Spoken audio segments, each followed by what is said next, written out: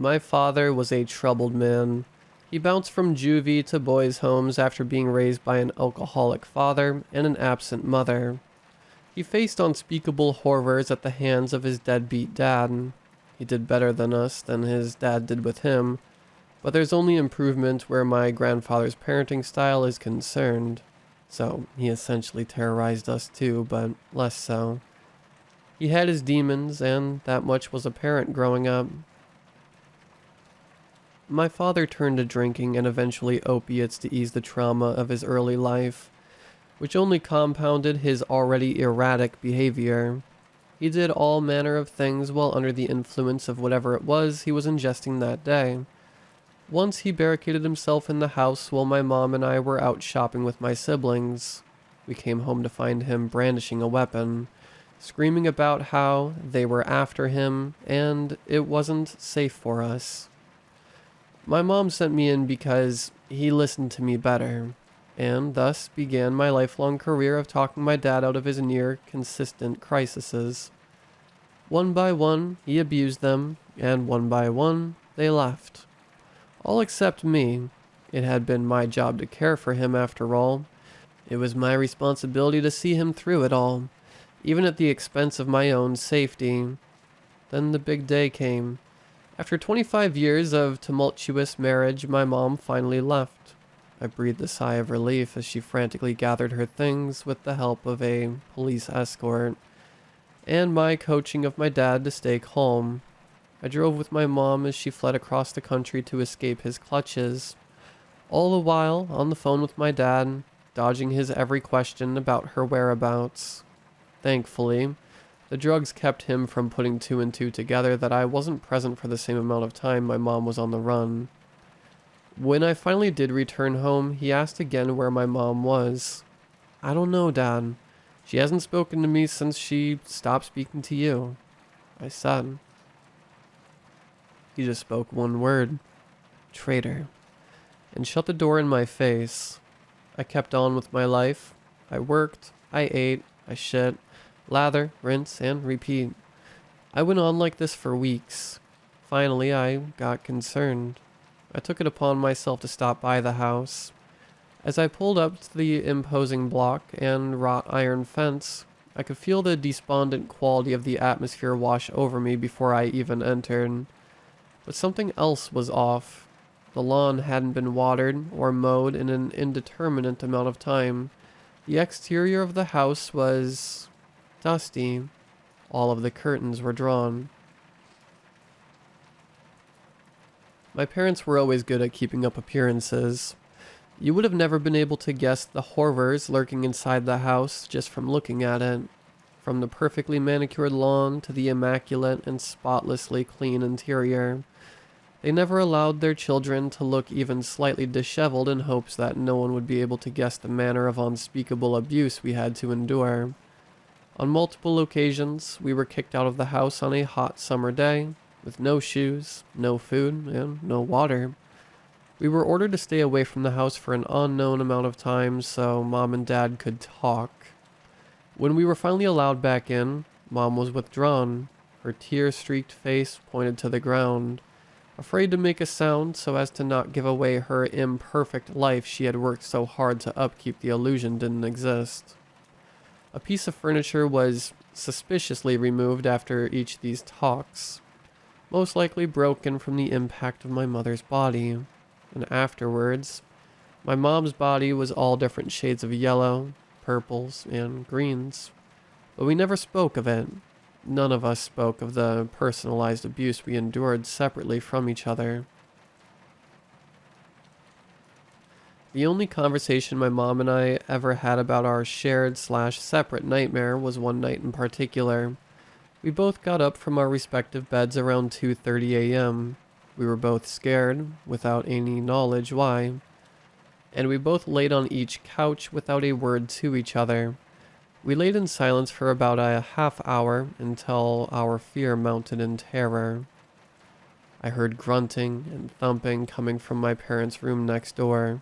We held hands in the dark, praying a silent plea of protection to whatever higher powers that be. We slept, holding on to each other, and we awoke. to the sun rising. Surprise surviving the night, we both commiserated on our shared experience. I felt as though there was pure evil in the next room, my parents' room. I felt as though there were demons crawling up the walls, and if we moved even a millimeter, we would be facing a fatal consequence. My mom instructed me to go into the room and check on my father because I could handle him better. I walked in to find my dad fully clothed, lying on top of the bed sheets, surrounded by scraps of paper and plastic and fabric. As it turns out, my dad had spent the night cutting up my mom's clothing, shredding all of her credit cards and identification documents, and discounting the alarm system, which conveniently had a panic button in the hallway next to the living room. I believe that the only reason we survived that night was due to our silent prayers. I shook myself out of my daydream. Nightmare. I reinforced my courage and steeled myself to make the short walk up the driveway to the house.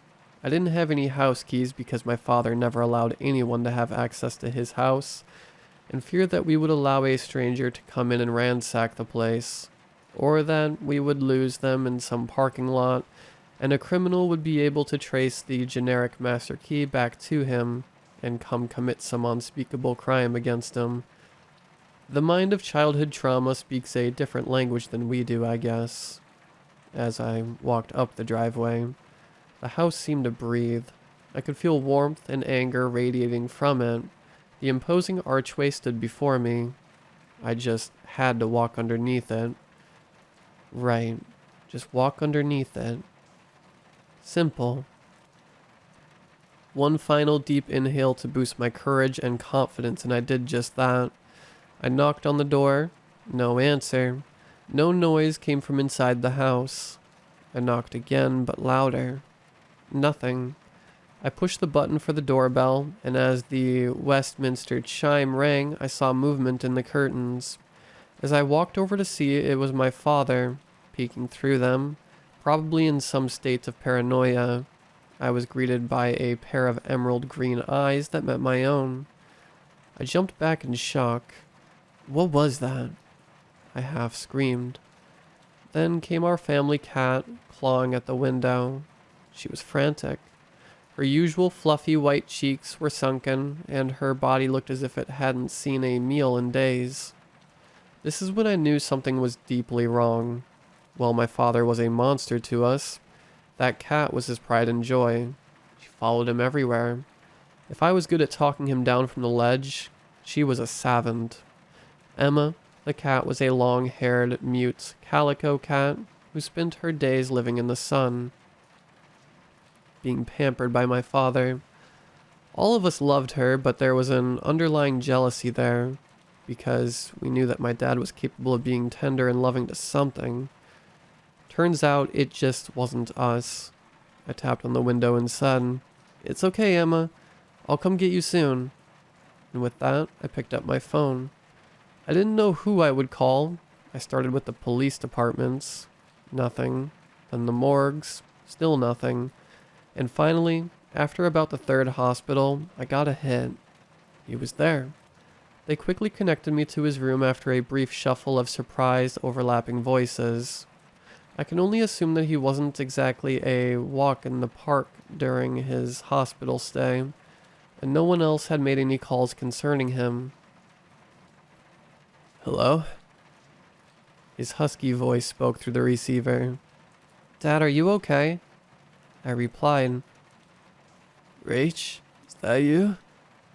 "Yeah, Dad, it's me. I'm coming to see you. Just stay put, I guess." I arrived at the hospital room about 30 minutes later. As I walked into the room, I was overwhelmed with the sweet, sickly smell of a person who is actively dying. My nostrils were filled with the musky odor of kidney disease mixed with the sterile cleaning products used in a hospital. He looked like hell, too. His skin was swollen and discolored. He had a greasy yellow pallor to him. The whites of his eyes were ringed blood red, and his irises were shrouded in the telltale yellow jaundice of renal failure. The next few minutes were a whirlwind of activity. Doctors and nurses came through. I don't remember most of it, but I do remember hearing words like end-of-life care and dialysis. There were lots of sympathetic pats on the shoulders, and then it stopped. I was given a pile of pamphlets to read, and the room was still again. I looked at my dad and asked, "How long have you been here?" "Couple days, maybe a week," he said. "Has anyone been feeding Emma? Why didn't you call?" I replied, "Nah, Emma's fine, I'm sure. Don't know why I didn't call, just didn't." He replied back. After nearly an hour of convincing, I finally got his keys back from him, after much reassurance of, "No, I won't lose them. No, I won't let anyone else in. And no, I won't allow some machete-wielding maniac to steal your stuff." He finally relented, and the only thing that really convinced him was the concern for that goddamn cat. I went back to the house and awaited further instructions. As I entered the house, the stillness startled me. There was always something going on here. Some kind of hustle and bustle of day-to-day life. Whether it was arguing and objects clattering in the aftermath, or my mom frantically keeping the house as spotless as possible, there was always something. The only thing that stirred was the urging of Emma, letting me know that the food bowl had been empty for quite some time, and that the crystal glass on my father's nightstand she drank from had long run dry. I dutifully gave her food and water and took a look around. All the curtains were drawn, and every light in the house was off. There were scent plugs, ins, and all around the house, which were most likely put there to mask the sickness that hung over the place. But the scent of manufactured lavender was overwhelming, combined with the stale air inside the house. Cheap plastic vodka bottles littered the countertops. Stacks and stacks of mail was piled up. I looked at one. Bills. Mom had always kept the finances on track, so I'm sure he was behind.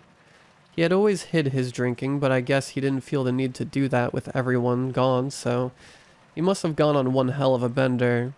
After the years of abuse to his liver, I guess this one final bender did him in. My phone rang, shocking me out of my reverie. "Hello?" I answered. "Hey, Rach. They want to send me home." It was my dad. "What? But I thought there was all that talk of hospice and dialysis." I replied, shocked. "Just come get me," he screamed on the other end. "I'm sure Emma is missing me and I want to get out of here." So I did. I'm sure he left that hospital AMA, but I can only assume he was a huge pain in the ass while he was there, and they were only happy to get rid of him. As I pulled up to the entrance, he sat alone in a wheelchair parked outside the doors. They had ruled him out there and left him to sit alone to wait to be picked up. Classic dad move. Except he had ran these people off in record time. I brought him home and did my best to make him comfortable. I didn't know what I was doing or even how to care for him in this state, but I kept hearing the words overland over in my mind. "You know how to deal with him." So I guess it was my job. I knew none of my siblings would come to his aid, and I wouldn't dream of asking my mom to come back after her harrowing escape. So it was up to me. Tall order for someone who had just turned 18, but my mom didn't raise a quitter. After he was settled in, the house was cleaned up, the cat fed, and his medications administered. I got a call. Teenage me still had obligations, right? "You want to come watch a movie with me?" I heard the warmth of my best friend's voice over the phone. Uncertainly, I replied, Sure. Just give me a few minutes and I'll be over." I hung up and checked on my dad. He was sleeping fitfully, but sleeping. I whispered, "Hey, Dad, I'm gonna go watch a movie tonight. I won't be gone long." He sputtered out a weak, "Okay," and I left. The night went on as usual. I filled my friend in on the happenings with my mom leaving and my dad apparently dying. She offered her support and we settled in to watch Thor.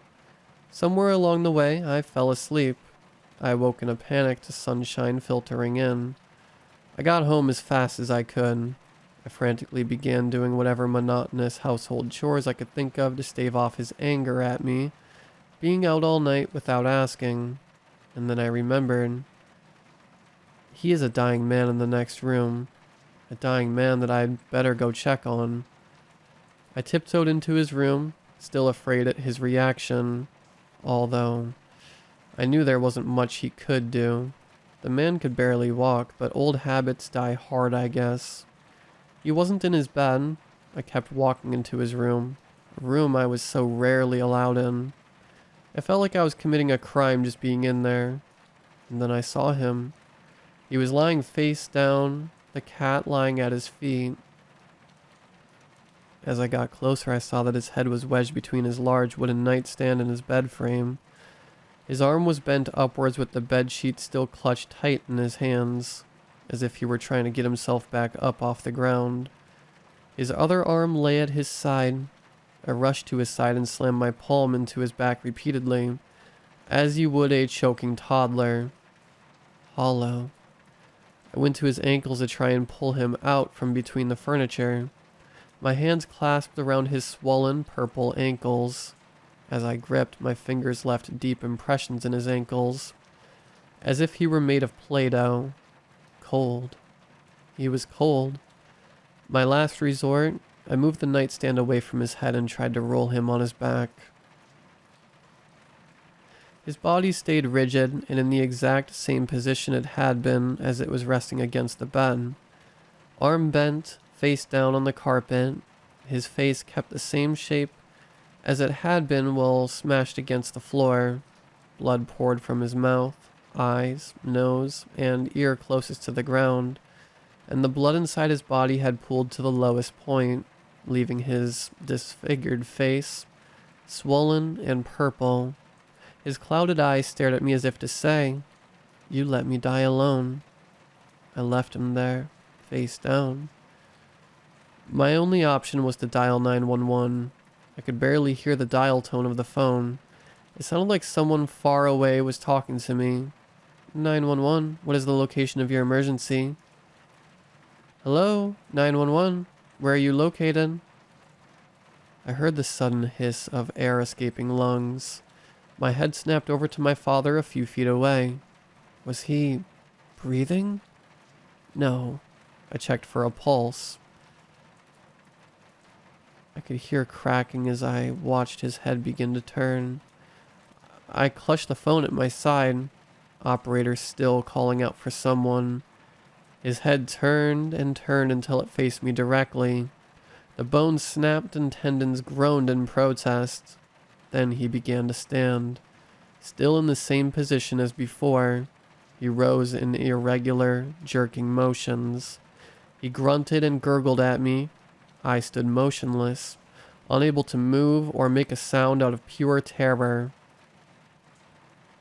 He began to make his way towards me, the swollen, discolored thing that was once my father, his arms still bent, face still smashed and purple with coagulated blood gathered around it.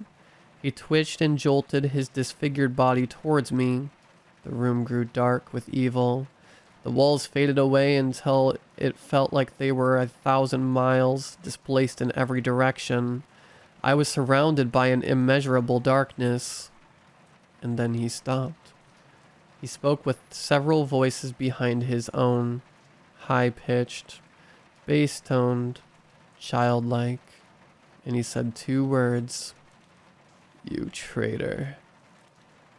Then my trance was broken, and the fear that had rendered me immobile just moments before had lent me the strength to run. He screamed after me, but I ran. I kept running. I don't remember much after that, but I do know that police showed up. I know his body was hauled away, and I know I moved out of state shortly after that. My life since then has been a series of waiting rooms and therapists, talking and talking and talking. They seem to believe what I went through was some sort of stress-induced psychosis, and I choose to believe them. It's much easier than believing that any of that was actually real. I don't know if it's true, but I do know that on nights when I'm alone, and the house is dark, I'll see him, the gnarled and deformed shape of my dead father, lurking to get revenge on his traitor of a daughter. Maybe one day he might get me, or maybe this is his form of revenge. Who knows?